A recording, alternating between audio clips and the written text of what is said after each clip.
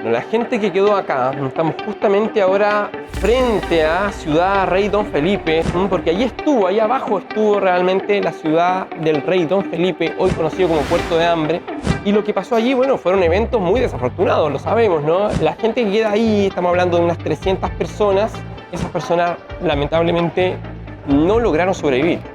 Sarmiento Gamboa nunca no logra convencer a la corona de que manden refuerzos, ¿sí?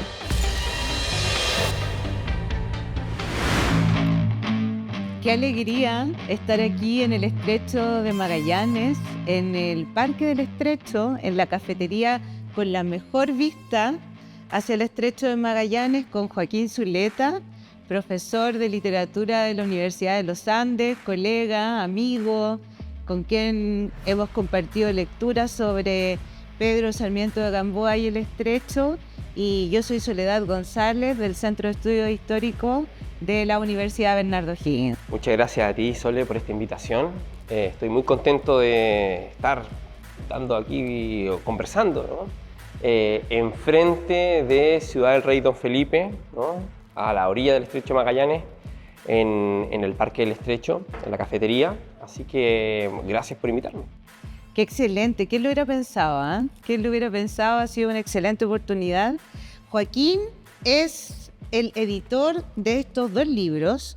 Este se llama Pedro Sarmiento de Gamboa, Sumaria Relación, y luego también es el editor de este libro, Cartas y Relaciones del Estrecho de Magallanes, de Pedro Sarmiento de Gamboa. Cuéntanos, Joaquín, ¿quién es Pedro Sarmiento de Gamboa? Bueno, Pedro Sarmiento Gamboa es un personaje muy notable del siglo XVI, es gallego, ¿sí? Y vive entre 1530 hasta 1592, ¿sí? Y tiene una vida en las Indias, o sea, viaja siendo muy joven a las Indias, está en México, tiene por ahí unos problemas con la Inquisición, luego viene a Perú, ¿no? Donde trabaja para algunos virreyes, también tiene otros problemas con la Inquisición porque se dedica a la cosmografía y a la alquimia, se dedica, por cierto, a la astrología. Digamos, su oficio de base sería la cosmografía, es un cosmógrafo, que es un oficio que hoy día no existe, ¿no?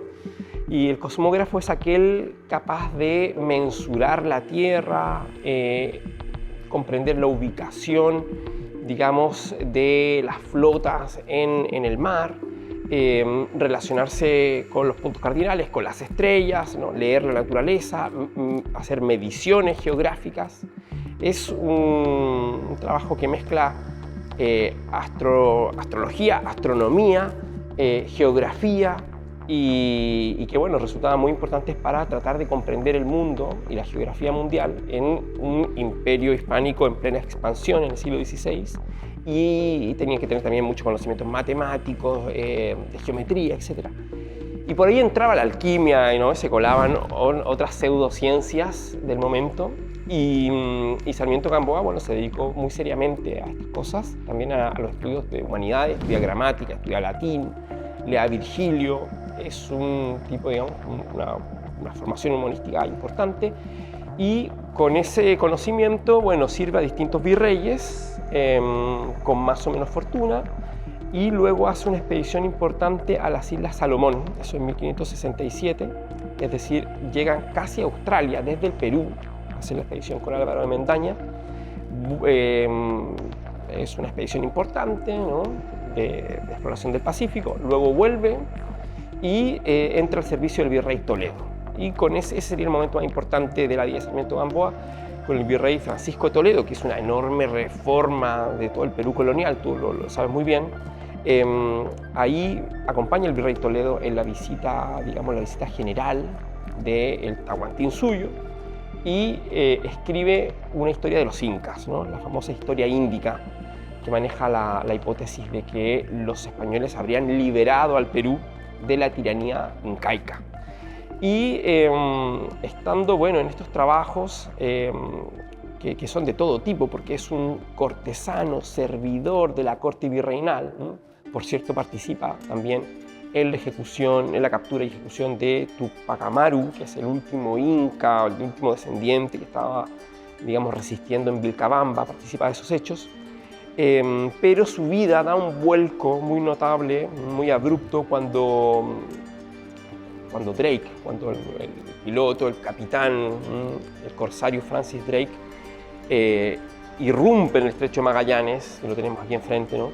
En 1578, y logra entrar en el Pacífico, cosa que nunca había sucedido de esa forma, y pone en peligro al Virreinato del Perú, saquea un galeón, y a partir de ese momento la vida de este servidor de Indias, este cortesano, da un vuelco porque Francisco de Toledo le encarga el proyecto que va a ser el proyecto más importante de su vida, y es venir al Estrecho de Magallanes a ver si está Drake por ahí, explorarlo, ¿sí? Y ver la posibilidad de una fortificación. Entonces, bueno, ahí comienza lo que podemos llamar la aventura magallánica de Pedro Sarmiento Gamboa, que da origen a la investigación que ves aquí. Joaquín, antes de pasar al tema de los libros propiamente tal, tú mencionaste la Inquisición. ¿Qué es lo que es la Inquisición? Bueno, mira, la Inquisición es un organismo muy complejo, ¿no? Y no sé si estoy en condiciones de referirme a ella de manera muy completa, pero lo que sí te puedo decir es que la Inquisición es un organismo que hasta 1572 estaba en manos de los obispos en Indias, y llega, digamos, en ese año al Perú como una institución que tiene como objetivo velar por la pureza de la doctrina. Ese es uno de los objetivos. Y el otro objetivo, cuestión que la gente que estudia Inquisición lo sabe muy bien, como Macarena Cordero, que me ha comentado estas cosas, el segundo objetivo era un control sobre la corona. Ese, digamos, era el objetivo que podríamos decir está de manera subrepticia, o se entiende que podrían velar por los intereses de la corona, sobre todo porque tienen comunicación directa, ¿sí? con la corona, y no tienen que pasar por otra institución. Entonces, pero a lo que nos importa a nosotros realmente respecto al caso de Sarmiento Gamboa, es que Sarmiento Gamboa fue juzgado por la Inquisición, y de hecho fue condenado por la Inquisición porque ofreció al virrey, ¿no? El poder usar unos anillos, ¿sí? Unos anillos que lo iban a hacer invisible. Esto fue al conde de Nieva, estamos hablando de 1562-63.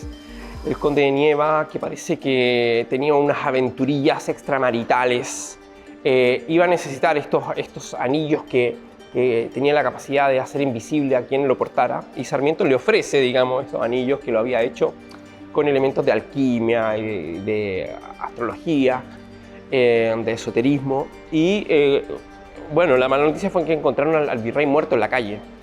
Parece que un marido celoso se cobró venganza, lo encuentran muerto en la calle y se arma un escándalo, evidentemente, y allí llaman a Sarmiento a declarar, porque habían encontrado estos anillos, digamos, junto a los restos del virrey. Y entonces la Inquisición decide hacerle un juicio. Ese juicio fue recogido por José Toribio Medina, y entonces Sarmiento se defiende diciendo que eso es ciencia, que no es artes diabólicas ni mucho menos, sino que es ciencia. Esa es su defensa, porque está probado que hay cierta influencia de los astros en los seres humanos, esas energías se podrían aprovechar científicamente, digamos. Esa es su defensa. Finalmente es condenado a ser expulsado de las Indias, cuestión que él no cumple. Entonces, bueno, esa es la relación, digamos, de Sarmiento con la Inquisición. ¿Persiste esa idea de que los astros tienen influencia en las decisiones o en lo que le pasa a las personas, no? Bueno, por cierto, eso son conocimientos, ciencias o pseudociencias, como quieras verlo, que son muy antiguas en la humanidad y siempre nos van a acompañar. Y tuvieron un momento especial en los siglos que estamos comentando, siglo XVI, ¿no? Donde todavía no había un divorcio de la ciencia, es decir, la astronomía y la astrología eran prácticamente una misma ciencia que luego cada una va a seguir caminos distintos, ¿no? Pero claro, Sarmiento Gamboa atravesaba todos esos mundos y además los unía con un principio rector de la investigación ya del humanismo, ¿no? Que es la idea de la experiencia, la importancia de la experiencia para la investigación de cualquier tipo. De la práctica. Exactamente, la práctica, la experiencia, el empirismo. El empirismo. Oye, tú también mencionaste que mientras Sarmiento estuvo en el Perú trabajando para el virrey Toledo, había escrito la historia índica, en la cual la idea central era que los españoles liberan al Perú de la tiranía de los incas. Cuéntame, esto, ¿cómo en ese tiempo se escribe la historia? ¿Se escribe la historia en la perspectiva de quién, cómo pasa? ¿Qué hay detrás de esa idea?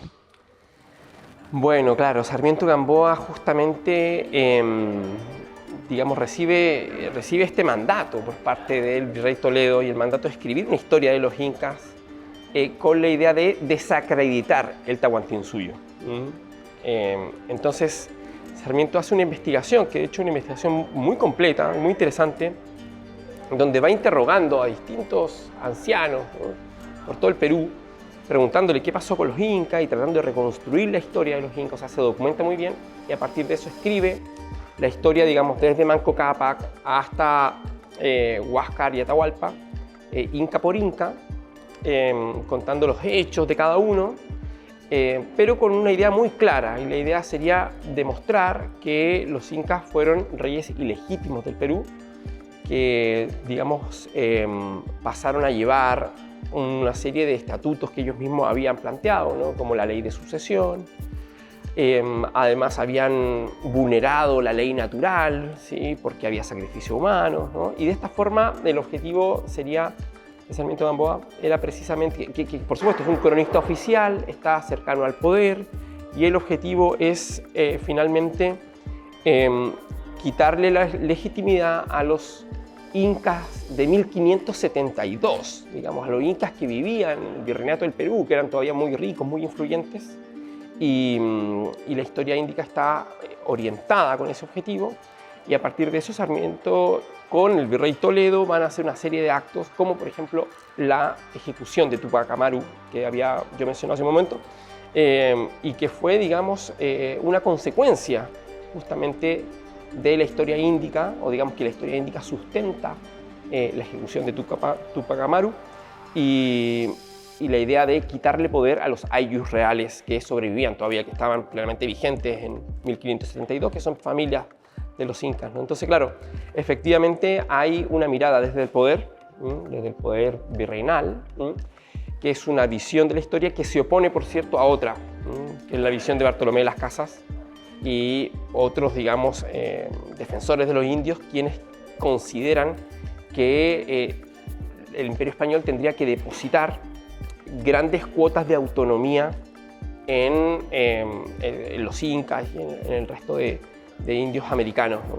Entonces, digamos que Sarmiento Gamboa entra en un debate que es mucho mayor, con la idea precisamente que estamos comentando, ¿no? Tratar de influir de una forma muy, muy determinada en la sociedad virreinal peruana de la década de 1570.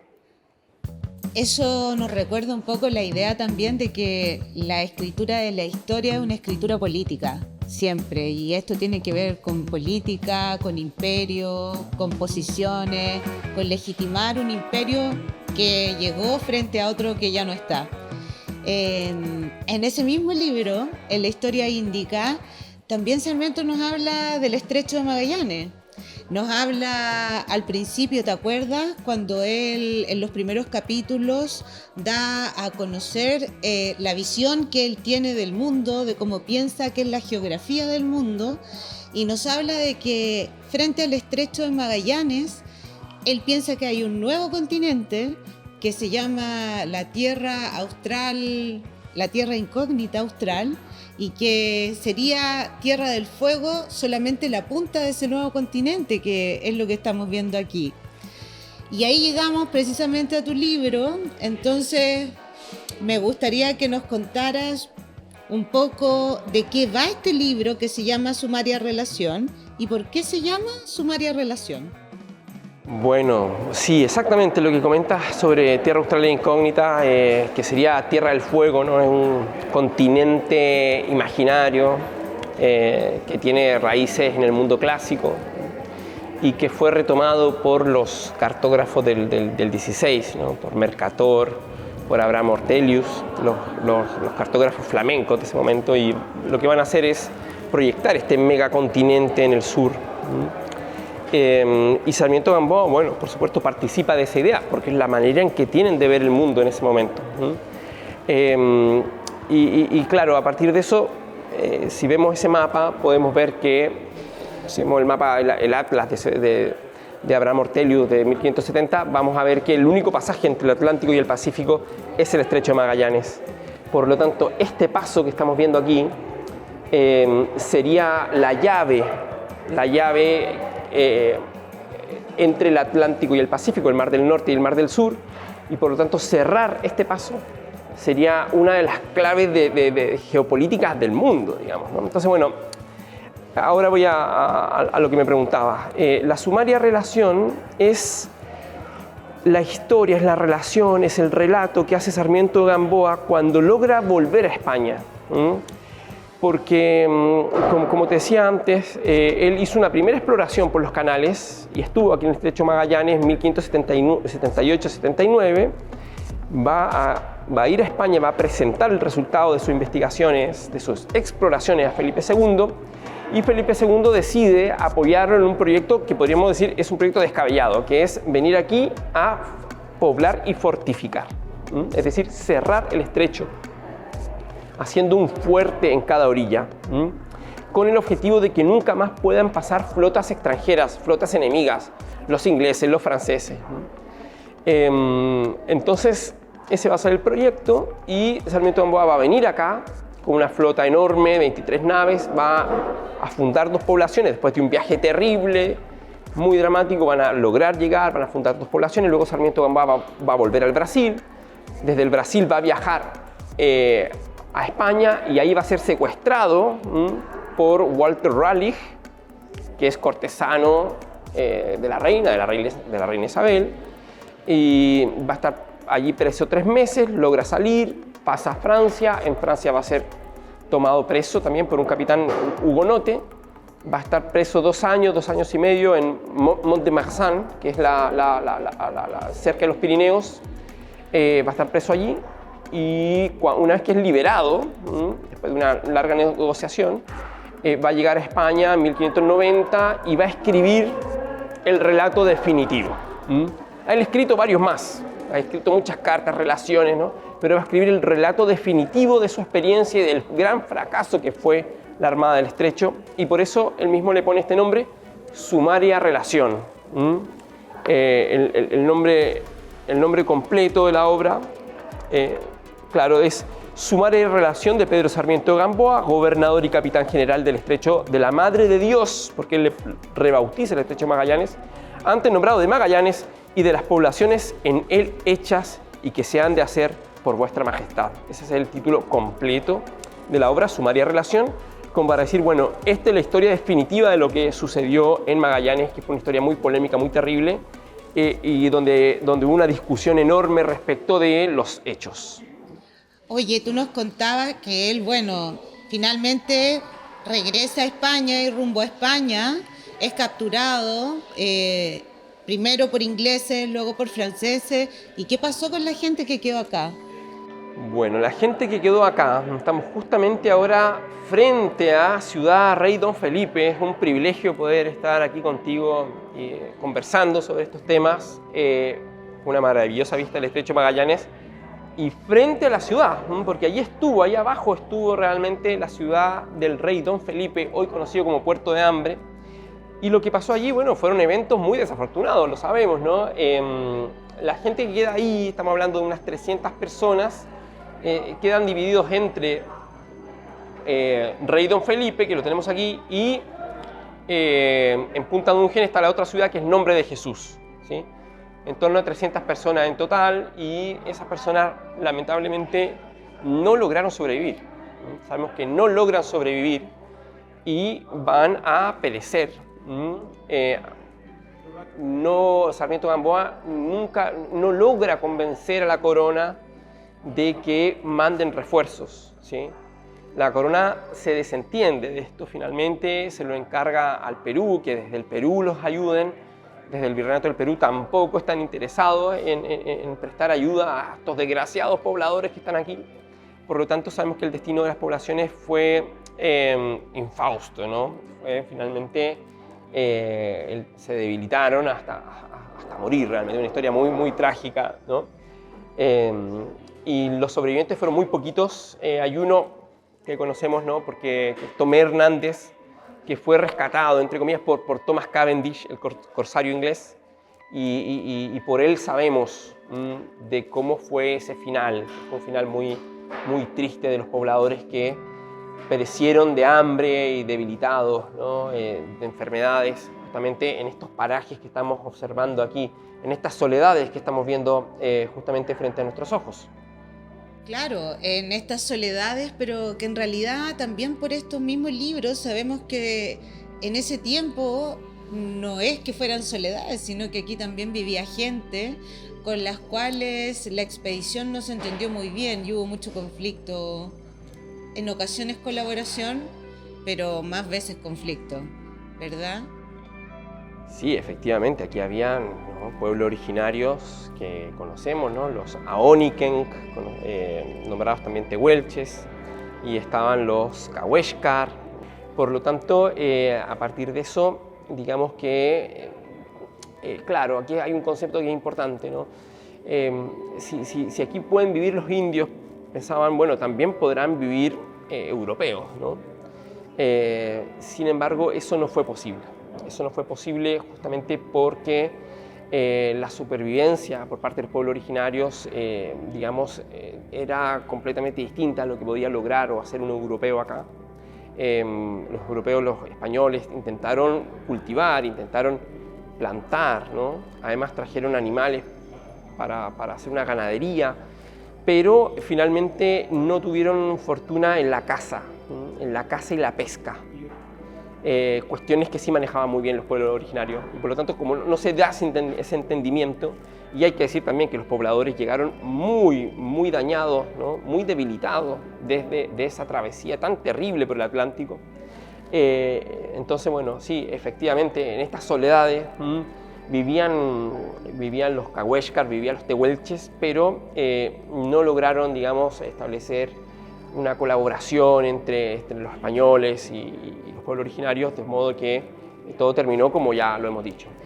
Sarmiento a esos grupos étnicos los llama los grandes y los chicos, y para él los grandes viven hacia el lado de la costa atlántica, son los cazadores, son cazadores de guanaco, arqueros que son diestros en el arco y la flecha, que tienen perros, son grandes, los patagones de Magallanes.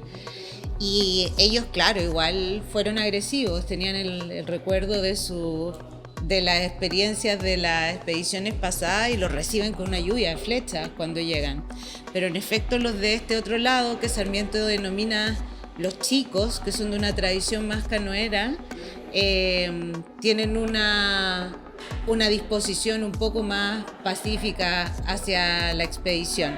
Sabemos también, gracias a estos libros, que esos dos grupos estaban en conflicto, que el conflicto en el fondo es transversal siempre en la historia, y que el grupo de los grandes amedrentaba al grupo de los pequeños. Entonces Sarmiento sabe que es el grupo de los grandes el que él tiene que en el fondo dominar o someter, que son los más peligrosos para él. Y también te quería preguntar, Joaquín, que tú aquí dices estudio y edición. ¿Estas son ediciones críticas? ¿Qué es lo que es una edición de un libro?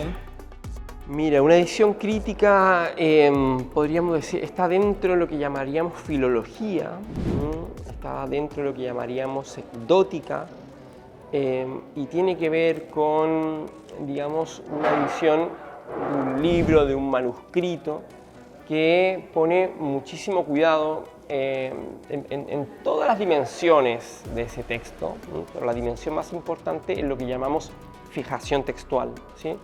Esto es una rama, es un ámbito de los estudios literarios, la filología, y en esa fijación textual lo más importante es lograr reconstruir lo que llamamos la voluntad autorial. Eso significa que nosotros vamos a tomar, digamos, el manuscrito, vamos siempre al original, ese manuscrito lo vamos a transcribir de acuerdo a las normas contemporáneas, digamos, actuales de transcripción, es decir, no hacemos una transcripción paleográfica, sino que vamos a puntuar el texto, vamos a actualizar la fonética, siempre que, digamos, con ciertas reglas, por supuesto, ¿no? Y hay ciertos límites, ¿sí?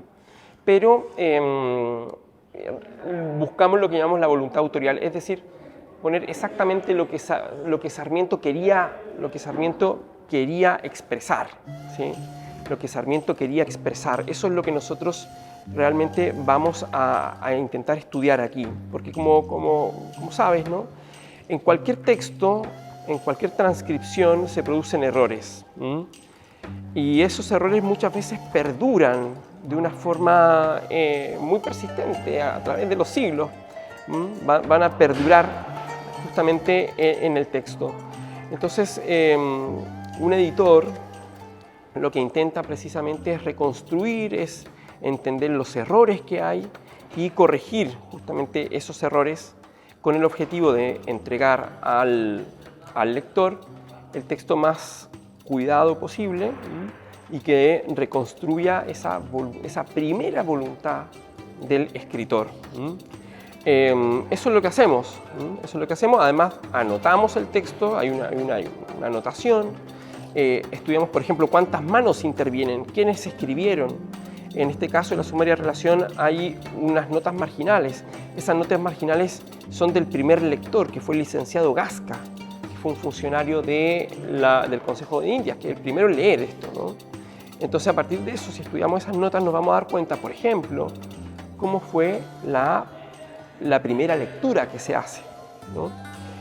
Además, hacemos un estudio, es un estudio histórico, hay un estudio literario y un estudio textual, ¿sí? Entonces, la edición crítica, digamos que recoge todos esos elementos. Lo más importante es la fijación textual. Esto se puede hacer a partir de un texto manuscrito o a partir de texto impreso, ¿sí? Y con todos estos elementos que he ido nombrando. Tú comentaste que acá la idea era hacer llegar a los lectores un texto actualizado, ¿verdad? Un texto revisado, porque es difícil leer en español del siglo XVI. ¿Es muy distinto? Mira, la verdad es que el español del siglo XVI es muy parecido al que hablamos hoy día. Hay algunas diferencias, pero no podemos compararlo con el español medieval. Entonces, este español se usan los mismos artículos, ¿no? Es verdad que algunas palabras pueden tener distinto género, pero realmente es muy parecido a la forma en la cual nosotros hablamos hoy. Distinto al español medieval, donde ya hay otras dificultades, ¿no? Pero si quieres, podría buscarte algunos ejemplos de cómo un editor puede corregir ciertos errores. Sí, claro, y también a lo mejor que el español como se hablaba no era muy distinto, pero sí se escribía de otra manera, en el sentido de que a lo mejor las palabras se escribían todas juntas o la letra era muy difícil de leer porque se hacía de distinta manera como lo hacemos ahora. Un editor es un facilitador, ¿no? Alguien que pone a disposición un texto antiguo a un público moderno, por así decirlo.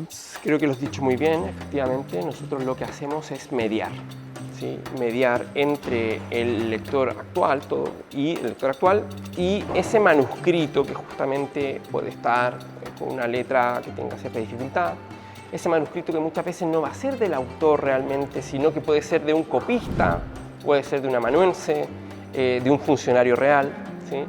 Y nosotros, digamos, vamos a trabajar con ese manuscrito para hacérselo llegar al lector actual de la mejor manera posible, corrigiendo, señalando los errores y dejándolo a disposición para el lector y para los investigadores. Es decir, este tendría que ser una herramienta para que los investigadores actuales de cualquier ámbito literario, histórico o para los arqueólogos, ¿no? Bien lo sabes tú, puedan acceder al texto, entenderlo y, digamos, trabajar sus distintas dimensiones, ¿no? Entonces, Es una puerta de entrada la que nosotros hacemos, justamente con la idea de facilitar este texto tanto al lector, al público lector, como a investigadores.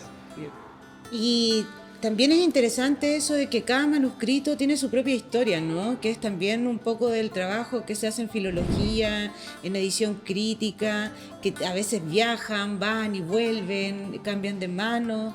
¿Este manuscrito dónde está? Este manuscrito se encuentra en Sevilla, ¿sí? En el Archivo de Indias en Sevilla, y yo lo comencé a trabajar en internet porque está en línea.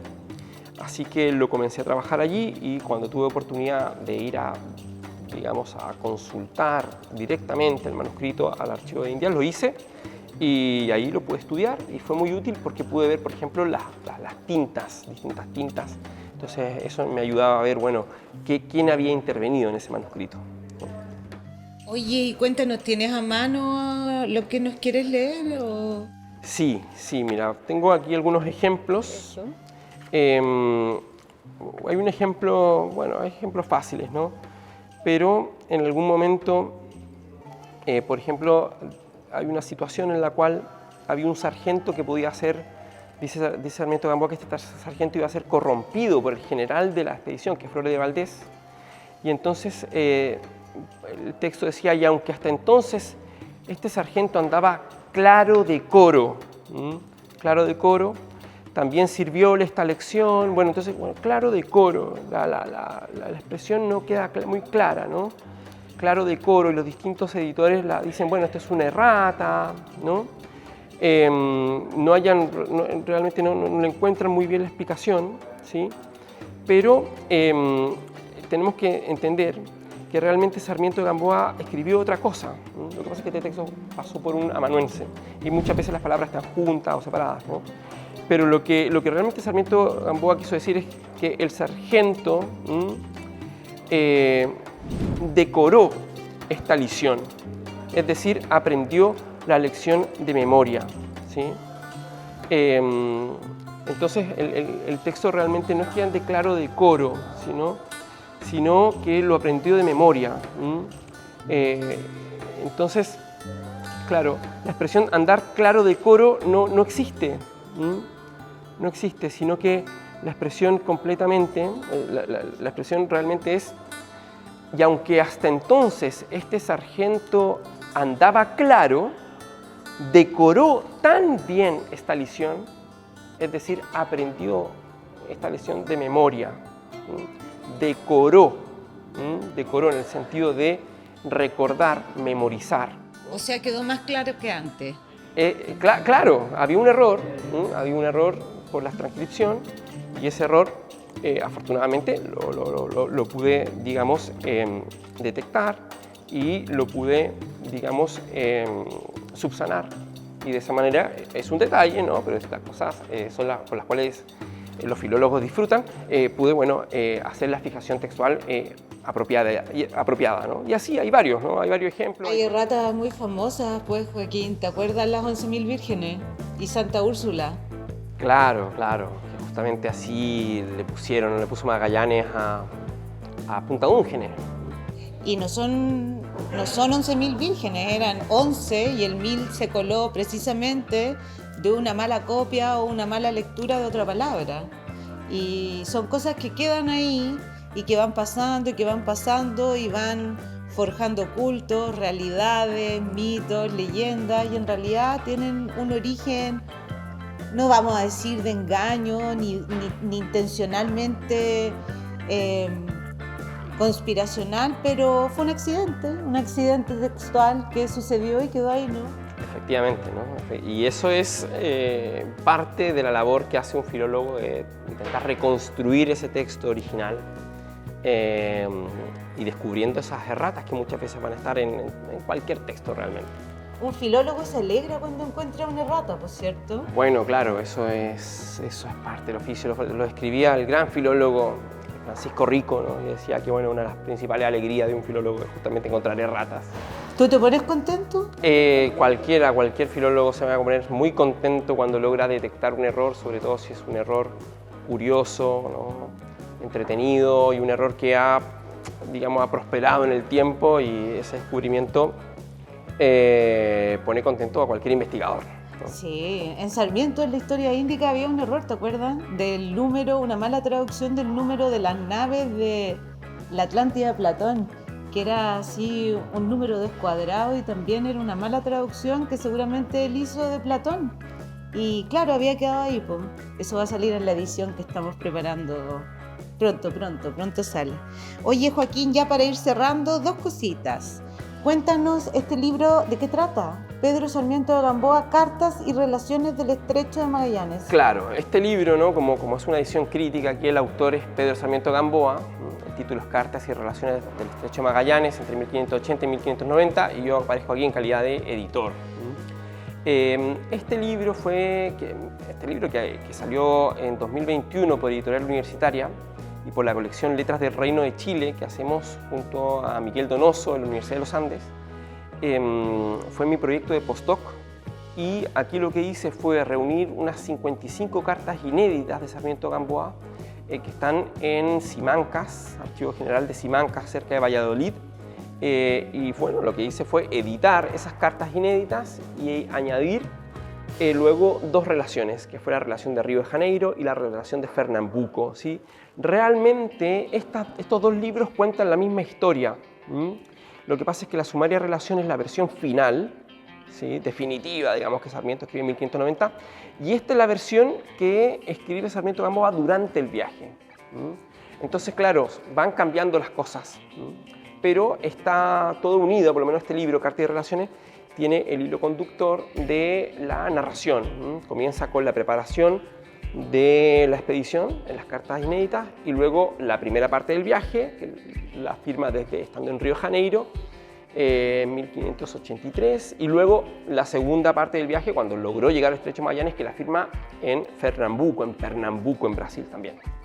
Oye, estas relaciones van a las autoridades, son informes que van al rey, al Consejo de India. ¿Cómo Sarmiento, cuéntanos ya, para terminar, admite que su idea fracasó? Es un tema ese, ¿no? ¿Cómo a ti te entregan recursos para armar una armada de 23 barcos, te confían la vida de 3.000 personas, todo el dinero invertido en los suministros, en la carga, y cómo tú cuentas que te fue mal? Esa es una gran pregunta para cuando hablamos de estos textos, ¿no? Lo primero sería entender el género. Aquí estamos frente a un género que se llama relación de hechos. Y la relación de hechos es un género en el cual es muy importante la primera persona, el yo. Es un género testimonial que tiene un valor jurídico y donde se discute un caso, y ese caso es un caso de justicia, donde hay posiciones contrapuestas, hay una polémica, ¿sí? Y ese caso, acá en este contexto, sería precisamente el que acabas de referir, ¿no? El fracaso de la Armada del Estrecho es el caso. A partir del caso se arma una querella entre quienes van a decir que la culpa fue de Sarmiento y justamente la posición de Sarmiento, quien afirma que la expedición fracasa por la responsabilidad del general de la Armada que se llamaba Diego Flores de Valdés. Esa querella, esa pelea, va a estar representada aquí en esta relación, donde por supuesto el punto de vista que prima es el de Sarmiento, que es el autor de la obra, quien se va a defender de las acusaciones y a la vez va a atacar a sus rivales, o a sus enemigos ya, porque esta cuestión fue, claro, ya no son rivales, son enemigos directamente, y se juegan muchas cosas dependiendo de quién tiene la culpa. Esa es la pregunta, ¿quién tiene la culpa del fracaso? Y Sarmiento Gamboa, conociendo manejando la retórica, manejando digamos, elementos de argumentación, ofrece bastantes pruebas de que el fracaso de la Armada fue precisamente por Diego Flores de Valdés y los oficiales, quienes se dedicaron en buena medida a saquear todos los bienes, todo lo que traían, las herramientas, ¿no? Las vendieron en Río de Janeiro, se dedicaron a hacer negocio porque suben a las naves, van a subir Palo Brasil desde Río de Janeiro, es decir, quisieron transformar esta expedición, que era una expedición subvencionada por la corona, era una expedición financiada, digamos, ¿no? Y con muchísimos recursos del rey, una operación de defensa del imperio. los oficiales la transforman en un negocio, ¿sí? La transforman en un negocio donde van a robar, donde van a comerciar, digamos, con el objetivo de enriquecerse, es decir, que aquí hubo actos, digamos, orientados al lucro, hubo delitos, malversación de fondos, ¿no? Y entonces la defensa de Sarmiento va a ir orientada en ese sentido, y en algún momento va a decir, bueno, es que no se puede mezclar Marte con Mercurio. No podemos mezclar nunca Marte con Mercurio, es decir, el soldado solo se tiene que dedicar a la lucha, ¿sí? Se tiene que dedicar a cumplir con su deber militar y jamás ponerse a comerciar, porque ahí empieza, ese es digamos, el comienzo de la corrupción. Y él lo que acusa aquí justamente es que hubo una enorme corrupción en esa armada que terminó con el desastre que ya hemos comentado largamente en esta entrevista. O sea que él le echa la culpa a otra persona, dice que hay corrupción, que en el fondo hay malversación de fondos, hay cosas que siguen en la historia, ¿no? Que tienen larga data hacia atrás y al parecer se arrastran. Somos seres humanos. Nos damos cuenta que en los seres humanos está, por supuesto, siempre el interés. Y Sarmiento es una suerte de caballero medieval o, digamos, del primer Renacimiento, quienes tienen ideales muy altos en ese momento, pero está transitando a un mundo barroco, está transitando al mundo del desengaño, donde todo es máscaras, donde todo es falsedad y donde los seres humanos no se mueven por su deber, por el deber que deben, que tienen que guardar al rey, a la corona, al imperio, sino que se empiezan a mover, digamos, por intereses espurios. Y eso Sarmiento lo representa de una forma muy literaria y con muchas herramientas argumentativas. Así que eso convierte al texto, estas relaciones, en un enorme alegato contra sus enemigos y también en un retrato de época, si lo quieres ver así. Está bien. ¿Y qué es lo que viene, Joaquín? ¿Qué estás haciendo ahora? ¿Qué es lo próximo? ¿Cuál es el próximo movimiento? Bueno, hay varios proyectos. Uno de ellos es la historia índica, en la cual estamos trabajando conjuntamente, Soledad, y hemos trabajado muy bien y esperemos terminar con ese trabajo, la edición, ¿no? La historia índica de Sarmiento de Gamboa, que es un texto maravilloso, que es un texto muy complejo, muy polémico y ya hemos hecho avances muy importantes, así que esperemos que no sé, ojalá de aquí a 2 años, no pongamos fecha, pero que ese texto va a salir como edición crítica, por cierto. Y luego, relacionado con el Estrecho Magallanes y con este proyecto, digamos, de fortificación, estoy trabajando una relación inédita de Bautista Antonelli, que fue el ingeniero que se embarca en la Armada del Estrecho y que, digamos, tiene un diseño de los fuertes. Y este Bautista Antonelli, hermano de Juan Bautista, que era un ingeniero muy importante de España, escribe una relación, ¿no?, sobre el viaje que es realmente fascinante. Entre otras cosas porque la relación que él cuenta, y la cuenta en primera persona, la cuenta como si él hubiera venido acá, podemos documentar de forma fehaciente que realmente que él nunca estuvo aquí. Entonces Antonelli crea una relación en base a testimonios, en base a conversaciones, pero afirma haber venido al Estrecho, realmente jamás estuvo en el Estrecho, permaneció en Río de Janeiro, en el Brasil, pero ofrece una relación fantástica, muy entretenida, y además ofrece un mapa del Estrecho que es muy interesante, que está inédito, que es desconocido, así que en ese texto estoy trabajando y va a salir un artículo en 2025 sobre eso. Estupendo, esperamos el artículo también porque en el artículo cuando tú intervienes como editor comentas y dices, bueno, esto es una relación, pero ojo, está escrita en primera persona, como que vino Antonelli, pero nunca estuvo aquí. Entonces, ese tipo de cosas son necesarias. A veces muchos de estos textos se leen transparentemente, como si lo que dijeran es 100% real, como que así fue la historia, así fue el pasado. Y con toda esta conversación, en realidad, lo que nos has hecho ver es que está mediada, hay filtro, hay intención, hay voluntad y que hay que tener cuidado y si bien no sospechar mucho de ello, leerlo siempre con una orientación, con una guía, ¿no?, que te pueda ir orientando y guiando por los laberintos de una escritura más política y de época. Gracias, Joaquín, felices de estar acá. Así que gracias y nos estamos viendo. Muchísimas gracias, Soledad, por la oportunidad de conversar de Sarmiento Gamboa, del proyecto Fortificador, aquí en la cafetería del Parque del Estrecho de Magallanes y estando justamente enfrente de Ciudad Rey Don Felipe, a las orillas del Estrecho de Magallanes. Ha sido realmente un privilegio poder conversar contigo aquí unos minutos. Hemos sido testigos de otra época. Somos testigos desde otra época, otra dimensión, unos testigos privilegiados y cómodos, porque mira, estamos acá varios metros. Eso. Exactamente, aquí en el Estrecho se concentran temporalidades, vas a encontrar un pasado de pueblos originarios, de aónica, de canoeros, vas a encontrar una capa que tiene que ver con las poblaciones o el intento de población por parte del imperio de los Austrias, ¿no?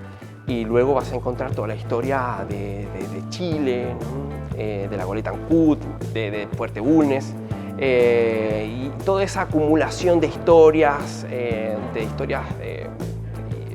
por una parte humanas, y toda la riqueza natural que encontramos en el Estrecho de Magallanes hacen que sin duda sea un punto enorme de atracción, no solamente turística, sino también para investigadores tanto de ciencias duras como de las humanidades. Somos la última capa, por el momento. De momento.